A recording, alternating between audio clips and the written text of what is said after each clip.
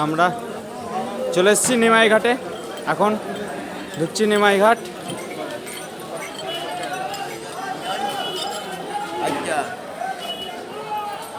এই হচ্ছে নিমাই ঘাট। পুরো সিকিউরিটির ব্যবস্থা আছে নিমাই ঘাটে। আর ঘাটে নামার সামনে আমাদের মহাপ্রভু শ্রী চৈতন্যের মূর্তি, শ্রী শ্রী চৈতন্য মহাপ্রভুর মূর্তি। আর আপনাদের মধ্যে একটা প্রশ্ন জাগতেই পারে যে ভক্তরা আরও সমস্ত গঙ্গার ঘাট ছেড়ে এই নিমাই তীর্থ ঘাটেই কেন চান করে জল ভরে? কারণ এই ঘাটের একটি মাহাত্ম্য আছে।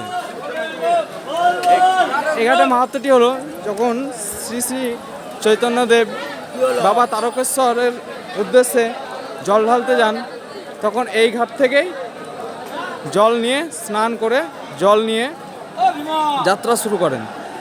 সেখান থেকে নাম অনুসরণ করা হয় নিমাই ঘাট। আর এর ঘাটের পাশে আছে ভদ্রকালী মন্দির। আর শোনা যায় লোকমুখে যে এই ঘাট থেকেই নাকি মা সারদা জয়রামবাটি থেকে দক্ষিণেশ্বর যাওয়ার সময় এই ঘাট দিয়ে যাওয়া আসা করতেন। তাই এই ঘাটের একটি অন্যরকমই মাহাত্ম্য। তাই ভক্তরা এখান থেকেই জল তোলে এবং তারকেশ্বরের দিকে রওনা দেয়।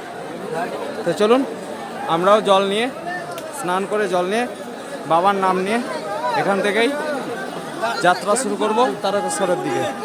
আর ভিড়টা একবার বুঝতে পারছেন, রাস্তা ফাঁকা থাকলেও এখানে কিন্তু যথেষ্টই ভিড় আছে। রাস্তার মধ্যে ফাঁকা থাকলেও এখানে যথেষ্টই ভিড় আছে। আর ঘাটের দুই সাইডেও এখানে দোকান পেয়ে যাবেন। যদি ওখানে আপনাদের রাস্তায় কেনাকাটা যদি কিছু বাকি থাকে, তাহলে ঘাটের দুই ধারে অনেক দোকান আছে, অনেক দোকান পেয়ে যাবেন।